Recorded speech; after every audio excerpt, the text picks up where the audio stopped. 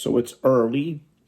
Things are predictable as they should be. No one really runs into plateaus the first few weeks of dieting for a show. So there's not a whole lot of super eventful things going on behind the scenes of the contest prep. But what I do want to go over is something that I think we do a little different here at 3D Muscle Journey compared to a lot of folks out there. And this is just the way we cycle our calories, or more commonly known as refeeds. And I am not talking about cheat days or cheat meals here. I'm talking about having a structured approach to how you cycle your calories over the course of a contest prep. When it comes to cheat days or cheat meals, they're still probably more popular than they need to be. Again, we want to take a more calculated approach when it comes to cycling our calories. So when it comes to doing it that way, like, hey, you go have yourself a burger, go have yourself some pancakes, whatever. That's not what I'm talking about here. I'm talking about having a rhyme and a reason for how and why you cycle your calories throughout the microcycle. The microcycle being a fancy term for your training week. That's what I want to go over with you guys today, because we do things, like I said, a little differently here at 3D Muscle Journey compared to most everyone else. So as we roll into these, I'm going to start with the whys, and then we're going to get into the hows. So why am I doing it? Why am I rolling out refeeds like the first few weeks of a contest prep? And then we'll get into like, here's some suggestions as to how maybe you should do it. So this is one place where science and the bros don't really see eye to eye with the way I do it. If you look at the research on refeeds, it's actually at the end, TLDR, it's probably good for, psychological reasons, right? For adherence and things like that. The bros, and when I mean bros, I don't just mean people who are in the gym just like messing around, just throwing darts in the right general direction. I'm talking about practitioners who I respect their work, who they're not into just maximizing themselves, but also they're athletes. And a lot of their decision making and modern day systems that they roll out are based on their in the trenches experience. So both these groups would say that the refeeding in general kind of overrated, and especially refeeding early on in a contest prep. So hands up, you got me. I roll them out early in the contest prep, and I don't think they're just a little bit beneficial. I think they're highly beneficial. So let me explain to you guys why. So the number one reason is going to be just being able to preserve health throughout the course of a contest prep. This is so underrated. So underrated, like within the sport of bodybuilding. I think sometimes people feel like it's one or the other. As a matter of fact, every other sport, like the strength and conditioning coaches, the people who they're not there to necessarily tell the athletes how to play the game. They're there to train the athletes. That is the number one priority. You ask anyone that's working with an NFL team, an NBA team, like what they're judged by the most is like how are the athletes able to make it on the field? Are they missing as little time as possible? Every other sport gets this, whereas I think bodybuilding sees it as like it's either one or the other. If you prioritize health too much, it's going to interfere with the bottom line. Whereas no. Like it's the exact opposite. Like if you are healthy, you will be able to like fully show up. We're going to have much more predictable outcomes. One, because the athlete's able to finish what they start, but also they're just going to be able to play this game, our game, to their maximum abilities. Ever since I started to incorporate refeeds, and not just random refeeds, but more so within the systems I use today, one thing I was able to pick up on really quickly was that athletes were just able to stay intact a little better, both physically and psychologically. And those two things kind of intertwine. What this means is that I just have a body that can withstand a lot more of the turbulent environment that the contest prep eventually does become, because how far you're able to go, a lot of it depends on like how much kick and vigor you do have towards the end of the prep as you like strike for that stage conditioning. And here is the thing about health, is that in the context of a contest prep, like once that's done, once you started to backslide in the wrong direction too far for too long, you can't resuscitate that thing back. Like it's gone. That's it. So those psychological dents, those hormonal dents, once you start spiraling downwards, you really can't go back up. A lot of people wait to bring on refeeds once those symptoms start to show up. My counter to this is the best way to solve a problem is to not have a problem, or minimize how big of a problem it becomes, especially in the context of a contest prep. So a big deciding factor in how far we can take it revolves around what is our health status by the time we get to the point where it's just time to strike. The best metaphor I can think of, it's like, okay, at this point, you're just going to have to, you're kind of crawling in the grass, and now you're going to have to stand up and charge, and you're being shot at. That's the best metaphor, because that's what that last kick feels like. Like you're going to go through some stuff, you're going to get hit, and this is much easier to do with a body that's been well preserved along the way and wasn't really exposed to this level of, you could say, harm until we absolutely needed to. So it helps out with the bottom line, keeping yourself healthy throughout the way by having these mini breaks and not waiting for obvious symptoms that your health is taking a hit to start rolling out the refeeds is going to help tremendously when it comes to that hardest part of the prep, which at the end, like the catch-22, the small print is that the hardest part is at the end, when you are most tired, most depleted, most mentally screwed. That's when you get to the hardest part.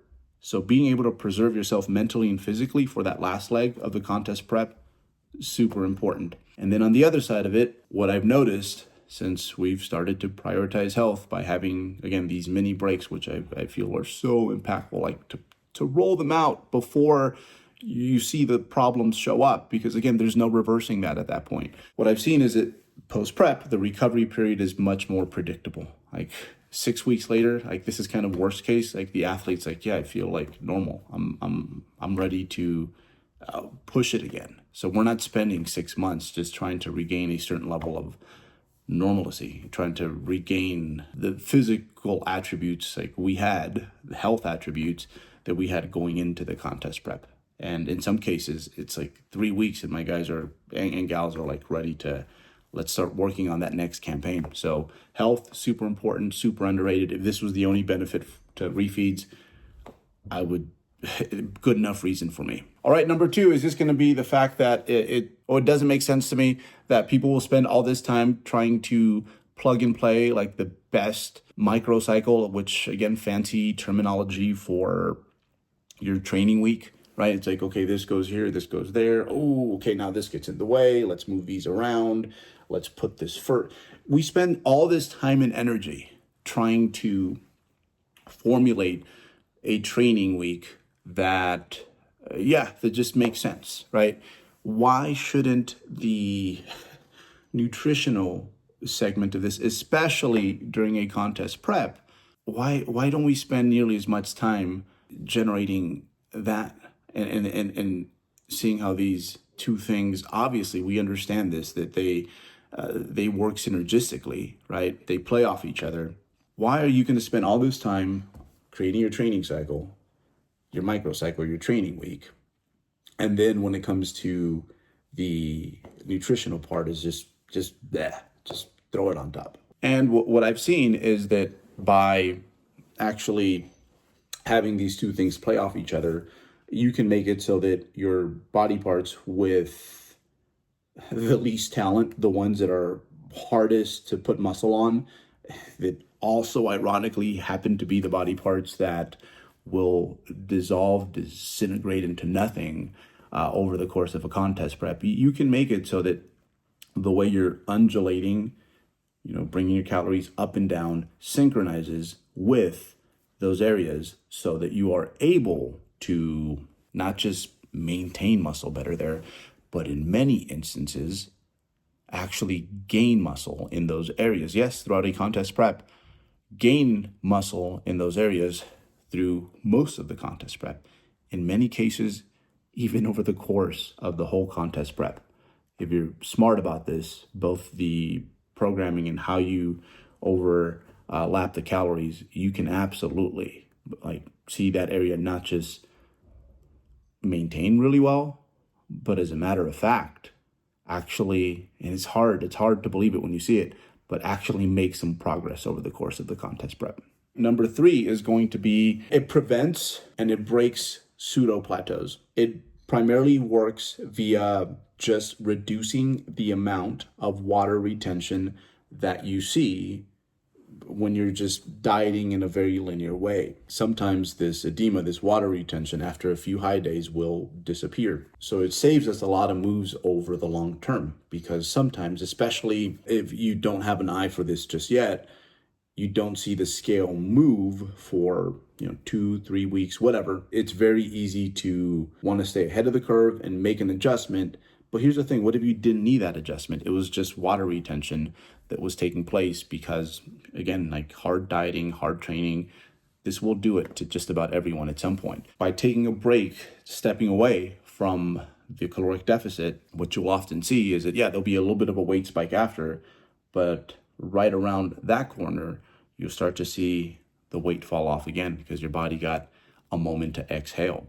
So that's one way that it prevents these fake plateaus from having you adjust things that don't really need to be adjusted. Because remember, at the end, a physique that's gone through 8 adjustments over a contest prep compared to a physique that's gone through only 3, going back to our first point, from a health perspective, who's more messed up? The second way it helps you with these pseudo plateaus is that when we do diet, our gastrointestinal tract goes through a lot of atrophy. Makes sense, right? It's a muscle that's always moving.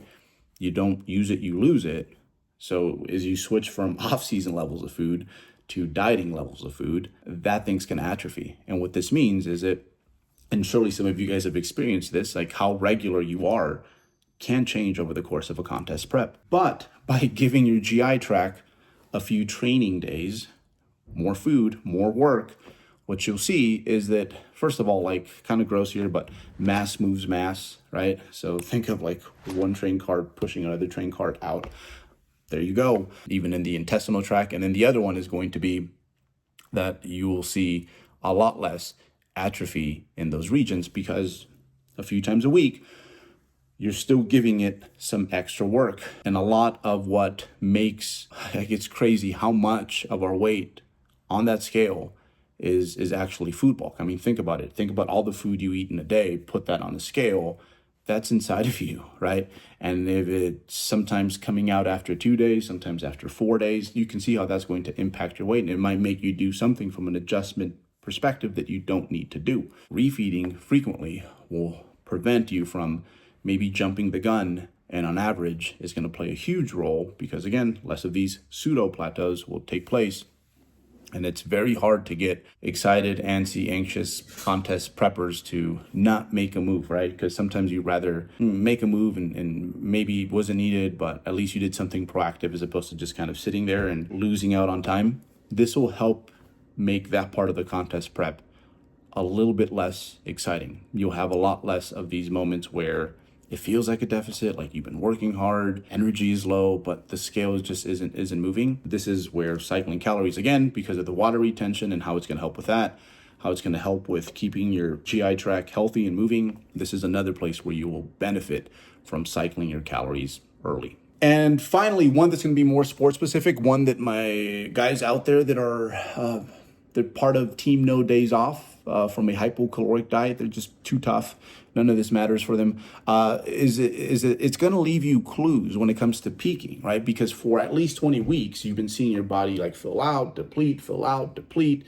You've been able to keep your finger on the pulse and see how that changes over time, how the speed at which you uptake carbs changes. Like, what does it take to fill you out? What is too much? When did we cross that line? And when we do cross that line, which with my systems, I usually have them cross the line weekly, how long does it take to deplete? How long does it take to tighten back up? This is super useful for me as a coach because I know where my athletes are at all times. It's going to be very predictable because we have, again, at least 20 weeks of data that we can pull from and apply to the most important week of the contest prep. Also, it helps the athlete relay better information to me. They can tell me, they can pick up on these things themselves. Like, okay, this is flat, this is a little fuller. Okay, now we're full and still separated. Oops, we crossed that line. It just puts the athlete at ease because they've seen this many times over the course of the contest prep diet. So carbs and calories being such a big part of generating that ideal look on stage, it's great to have weeks and weeks of practice along with all the other benefits that I listed about refeeds. And again, like going back to all those other benefits, like if we keep you healthier, we kind of married the microcycle and of nutrition and the microcycle of training together, we're going to keep more muscle, so we're going to look better, right? And we haven't had to adjust too much because the refeeds help with a lot of these pseudo plateaus. By the time we get to the peak week, we're just going to have, and mostly because of the first point I brought up, because a healthy body is just so much more predictable. We're just going to have an easier time knowing where we are at, what we need to do to have this look at this time on this day. It just makes life so much easier. So when it comes to training, you guys understand the benefits of like off days. When it comes to dieting, being in these hypocaloric states, I would argue that there's a lot of benefits there as well. But yeah, up next, we're going to go into how I like to roll out these systems or a few good base templates for you guys to play around with. But before that, let's get into my training and then I'll show you guys how to refeed. Before we get back to talking nutrition, cycling calories in this case, let's go over the training because that stuff super important. You want to look like you lift at the end of your fat loss phase, so you have to lift, right?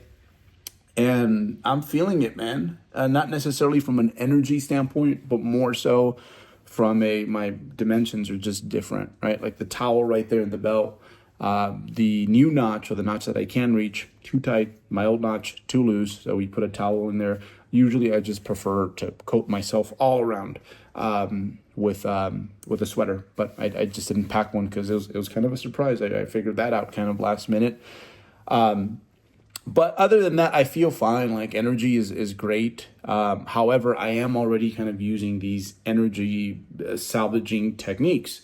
I guess you could call them cluster sets. Muscle rounds is another fantastic option that's out there. Myo reps is what I'm using. It's just what I've kind of always used. And basically the way this works is, you take your buy-in set, your first set to close to muscular failure or failure in some cases. And then you take all these like mini breaks in between. So not full rest period, so that when you get back to the movement, you're right at the meaty part of a set. This will make it so that you have more, I'm not going to say more, I guess effective reps, but more of those more effective reps, which are the ones that are, towards the end of a set. I think the size principle is something that most bodybuilders should formally just understand how that works in their mind. I think we all kind of get it, but not the layer deeper that I think I'm about to get into for some of you guys. A lot of you guys understand, but we know that, hey, hard set of 10, it's those last few reps that, those are the ones that are the most growth promoting, right? Because anything you could say over 5 reps, there's going to be these buy-in reps before you get to those high threshold motor units, those fast twitch muscle fibers, the ones that have the most potential for growth, but you have to do these reps to get to the good part. And what you're kind of doing with this is probably the closest thing to you are kind of like biohacking. I hate that term, but that is what it is. You're taking short enough rest periods so that after your buy-in set, whatever this one was, I think it was like 9 reps, I try to auto-regulate my rest period so that when I get back in there, whatever that buy-in set is, whether it was 9, 12, 15, whatever, all these little cluster sets afterwards are roughly a quarter to a third of what that buy-in rep was. And what this does is off season, it saves me a few reps. Might not matter a whole lot like on one exercise, but when you're doing it on a lot of isolation movements, you want to do this on movements mostly where the cardiovascular system is not going to be the limiting factor. Over the course of many weeks, you will save some reps. And why is this good? Because, like joints, at least for me, this seems to keep a lot of the orthopedic issues, many years into doing this now, will kind of creep up from time to time. So it does that, saves time, super important for me right now. Important during a prep, because during a prep, you feel amazing like the first 15 minutes, and then it just kind of, right? It just dissolves into zombie mode at some point. So it shortens up the workout. So more of the training sessions taking place like with that focus and, ferociousness you need, but also it saves some calories. Which sounds counterintuitive, but primarily what I'm speaking of is just like glycogen stores. It will, again, all those many reps that you add up over time that you don't do add up over time. Google MyoReps, learn about it. Just a great tool to have in the bag. Now, MyoReps is not something that I would do like with something such as an RDL. No way, right? Dangerous cardiovascular systems can be the limiting factor, because you don't want to be breathing hard and out of focus with an exercise where, hey, if something goes wrong, something could go wrong. This one's feeling all right. This day, again, wasn't very good to me. I forgot to bring the coating. I forgot that, I'm in a slightly smaller body now. And I'm in a weird place with my notches. So I felt just a little uncomfortable today with this. But nevertheless, I think what I need to do better next time is just perform more warm-up / get me into the groove sets. Yes, there's an energy and time demand to that, but it's going to keep me safer, and it's just going to keep things feeling, it's going to help me not pick up bad habits. This set, finally I felt pretty warmed up by the time I dumped off from my top set, some load from my top set, got to this set. I'm like, oh, this is what the first set should have felt like. I probably should have, even if it would have cost me some energy, just warmed up a little bit more intensely, I think. So, and then by the time I got to this one, boy, was I alive. So I'll remember that next week. I'll probably aim for 455 again, but I think my warm-up before that, I'll probably take 405 for a set of 5, as opposed to just touching 405 for a good rep and then, making the jump. That's what I think I'm just going to have to do, because every week, not every week, but on most weeks, there is a point where your body's just going to feel a little different. And it's probably a good idea to, take some extra time with the warm-ups, even though, again, you're kind of, robbing Peter to pay Paul here, in that you are, it's just energy and time investment, right? But usually, I might feel a tick off by the time I get to my working weight, but I feel a whole lot safer, right? And injury, not good for muscle gain, in this case, retention, and we want to avoid that at all cost. This area is one, so my torso, actually, this whole prep, I'm pretty excited about being able to eventually catch some differences. I think I still have too much fat in those areas to notice, but I've gotten pretty good at this, at performing abs this off season. Way more trunk flexion and extension. Again, the cue for this one's for me is just think of you're just doing a cat to camel stretch, but with load. And again, counterintuitive almost, because almost right away when we get into the strength training or bodybuilding world, everyone's hey, try to stay in that neutralish position. So a little weird, right? This feels still weird to me that I'm allowing myself to do this. Damn, some reps are better than others. So many things to fix. That's why you got to record yourself. But first time I've really done that with the front of my torso to this extent. I've built good mobility through my rib cage and lumbar. And then the same thing for the backside for the erectors. Same thing there. It's I've actually done some direct erector work, because as much as hinges, whether it's an RDL, maybe even a deadlift from the floor, good morning, whatever, as much as, those specific movements do load up the spine, it's an isometric. It is like that area is not getting stretched. So I'm excited to see my lower back when I'm really nice and crispy, because I do think there'll be some new details that matter there. But it's been pretty cool because, yeah, most of my body has a training age of over 20, but those areas when it comes to direct work, not nearly as much, because I just haven't. I've been relying too much on, again, just pure hinges. So I think it will amount to something, because I can kind of see it. I can feel it. And I think in 5-7 pounds, we'll be able to see the difference. But same thing here. Myo rep sets is what I'm doing. And I've been a little naughty with my ab work. I've actually, because of time constraints, being a new father, so I can't come to use that excuse for so long. Yeah, every once in a while, this is what's been amputated out of the day. But I need to get back on it, because I worked so hard on, just really trying to stay on top of my ab training and hopefully have some abs this year that aren't as boring as years past. But yeah, myo reps on here. Most of my isolation work, for the sake of saving time, is going to be myo rep sets. And then this right here.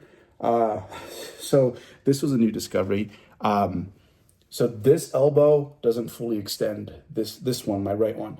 So when I was using a machine, which I was planning on using a lot of machines as prep, the stress is kind of uneven at the top. It doesn't really hurt. Actually, this elbow is the one I've chronically had issues with. So yeah, the machine idea kind of got thrown out the window. So I had to bring back dumbbells, and it's been months since I've performed dumbbells. And I think a few things happened here. I think I finally found the decline angle that lets me, per my anthropometrics, press right over my chest, and having a little bit less of a powerlifter G curve than I would have with maybe something a little flatter or a flat bench. So I'm really excited about this one, and the machine work that I was doing, I think it has paid off, because, bro, I hit these 110s. Was it 110s? Yeah, it was 110s for, I think, a set of 4 or whatever. And I'm being conservative with it. That's why I paused the last rep, because I don't want dog fights where I pick up bad habits too early. I just really want to groove the movement. But yeah, this had me super pumped, because it was hey, the machine work did work. One thing I've been doing different compared to previous years on my presses is actually going beyond the midline and getting a good stretch. Because I'm stubby sometimes, especially with dumbbells. Previous years, I was able to, looks like full range of motion, but now I'm actually getting it. So I think same thing. Chest, we should see some differences. But yeah, and I think the evidence is in this. I haven't done dumbbells in forever. All these were 115s, and my strength is mostly there. All right, physique update. So this week, again, I think in gym lighting, I look great. If I just wanted to, throw up some posts to get some likes on Instagram, we're at that body fat range right now, but that's just not the goal. It's almost a catch-22 when, I got to remember to stop and smell the roses and appreciate the changes as they take place. Because sometimes I am so focused on the end result and how lean I have to get that I forget. It's oh, this new cool thing's coming out. Oh, you've never had that. But all I'm focused on is when are my butt and hams going to be in? We're not lean until, I can't get excited till we start to see some things there. And I need to watch out for that. But that's just because I know where I need to go. So physique-wise, I don't think there's been a whole lot of changes. I think biggest thing is just things are just tighter. There's less stuff hanging out. We've gone into the point where most everything is tight. Nothing is hanging, with the exception of my butt and hamstrings. That still looks, it's still cloudy back there. But again, I'm recording because at the end, I just want to make this big collage and show how my body transforms, and how it does take a freaking long time to look the part. That, again, for just about everyone, contest prep diets need to be a minimum of 20 weeks if your goal is to maximize conditioning, and if you're qualified to endure that. But very pleased with the physique.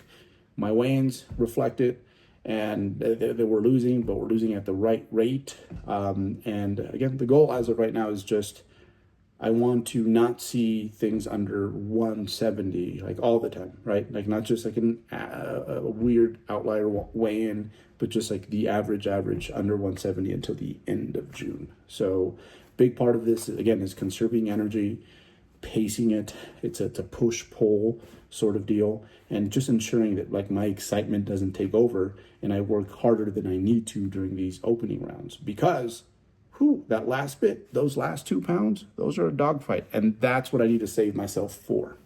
All right, and finally, my refeed schedule, the way it's going to go is, and this is the most basic template I use with most people, and a good place to start experimenting with refeeds is I'll have most of my athletes, including myself, we go low Monday through Friday, so there's those are the deficit days, and then Saturday and Sunday, 2 consecutive refeeds. Some people kind of just scatter them across the week. I really think there is something to having more than 24 hours where, you are just in a position where you are relying much less on endogenous fuel sources. So like in this case, like stored body fat, your body, going into reserves, and a little bit more exogenous fuel. I think taking your body away from that for these mini breaks many times over, literally on a weekly basis, has done so much for my athletes. Like I used to scatter my high calorie days, my refeeds, like 2, 3, 4 days apart with my athletes. But ever since I started doing this, it's like by the time Monday rolls around, and it just happens to work with most people's work weeks, like athletes are ready to get in there and that they're ready for another dose of fat loss. And like I said, they're not just like mentally ready, like they're feeling like brave again, but also like they're nice and full.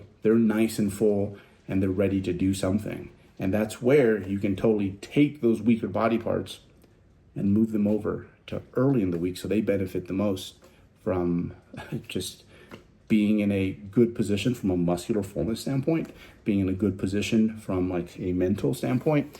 That's usually how I like to run things with my athletes. So that'd probably be the number one way I do it. For other folks that are just very prone to running away from me, we'll actually spend 3 days away from a deficit.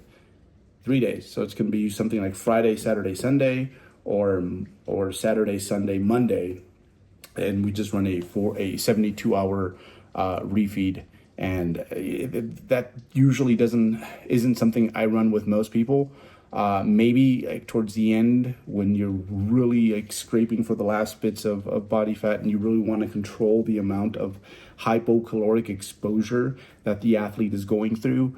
But there's some rare instances where someone's just very prone to like losing quickly or losing muscle quickly, and we just have to be a little bit more patient and control the rate of exposure. But again, having multiple day refeeds, something that's completely, along with some other tools that at some point we'll get into as we get deeper into this contest prep, I will discuss, has completely transformed not just how much kick my athletes have by the time we get to that point where you have to strike for that contest shape, but also again on the recovery side, like I can see the difference in them. Like they're just bright-eyed, they feel good, and we don't have to spend months feeling normal again. Like usually, worst case 2 months, most people are like ready to go and they feel normal like a month post-prep.